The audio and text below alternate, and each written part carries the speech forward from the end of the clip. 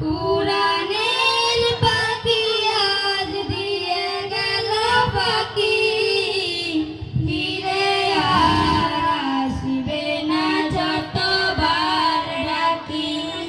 সুমধুর কণ্ঠে